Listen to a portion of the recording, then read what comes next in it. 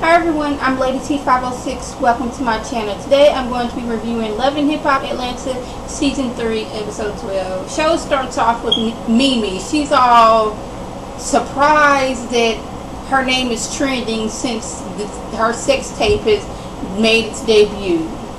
She's like, oh my goodness, so many people are calling me and contacting me. And he goes like, well, just don't answer your phone. It'll be good. He's over here ecstatic is all get out. Like, he ain't got no time for me. Like, Mimi, we gonna have to talk to the doctor this in a minute. But right now, yes, I'm looking at all the comments, and apparently Jocelyn has something to say. So I'm gonna say something back there. He's to me seems like he wants to keep it going. He's gonna keep on replying to people so they can reply back. He's like feeding off of the attention that they're getting. And she's over here in this, oh my goodness, I didn't know it was gonna be like that.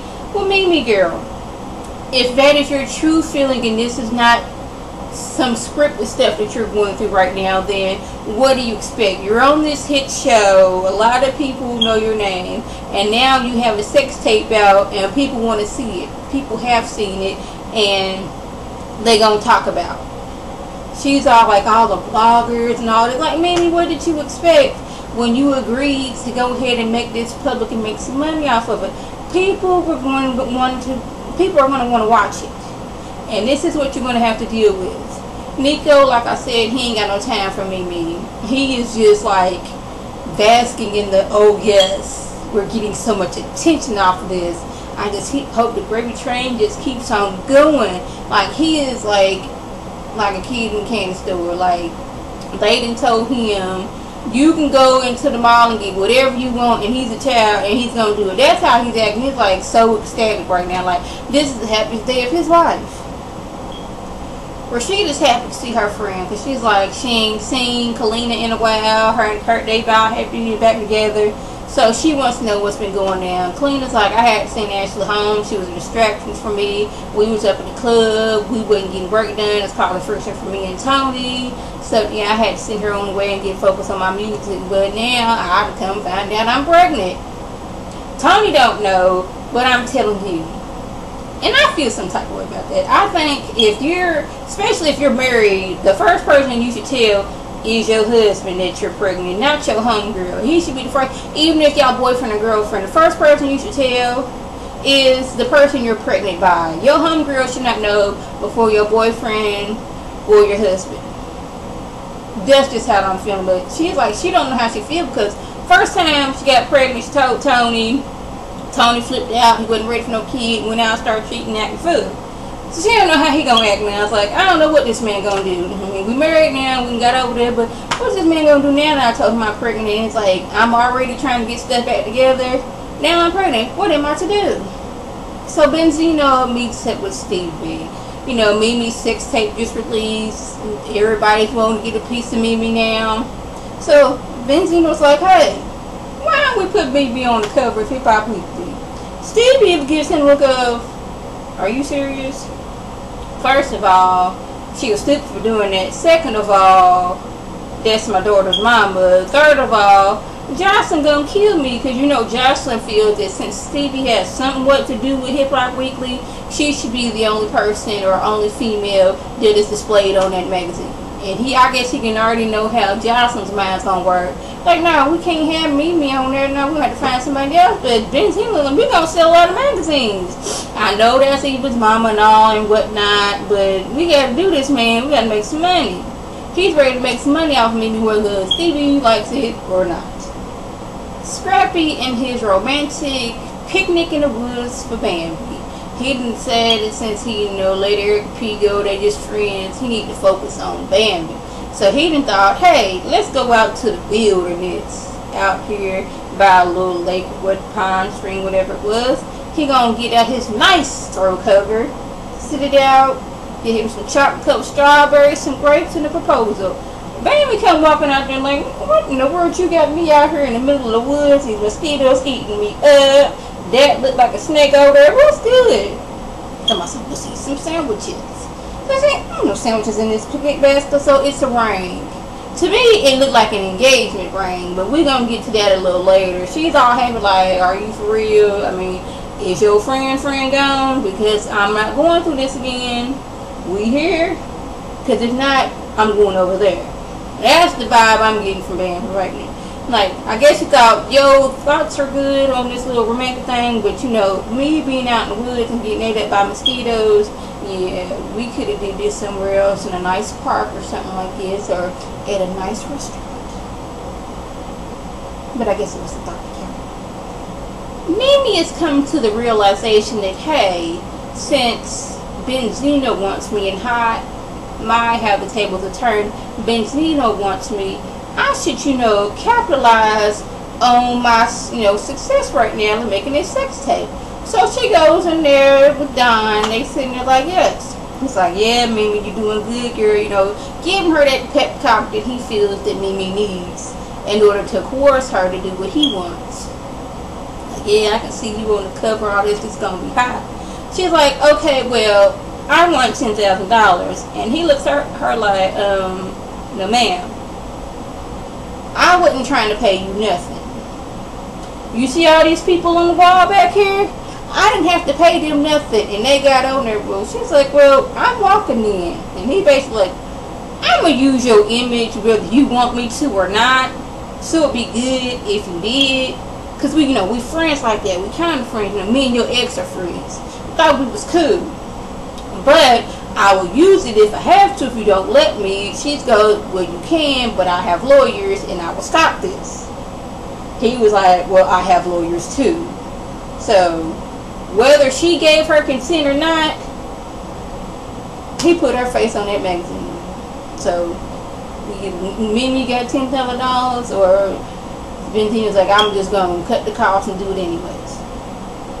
So Erica, she's had a few days to process of what she saw on Mimi's sex tape. She's like, I gave it a few days, because if I didn't, I'm gonna cut her in the throat. I'll karate chop her throat real quick. But I didn't have time to process it, and I want to hear her thought. But flat out about, she wants to let her know that, hey, I think you was all the way wrong. You were being selfish. You were not thinking of your daughter at that time. I want to know, was it you or was it Nico that leaked the tape? Because when I saw the tape, all this lighting that you had going on, the camera angles, it looked professionally done. Mimi's answer to this is, well, the production company who were putting the tape out, they added, you know, the lights and the music and, you know, set up different camera angles. But, like, they had to get the camera angles in order to pose it from different angles. That was my first thought. But she's like, they added all that music and lighting and all that stuff.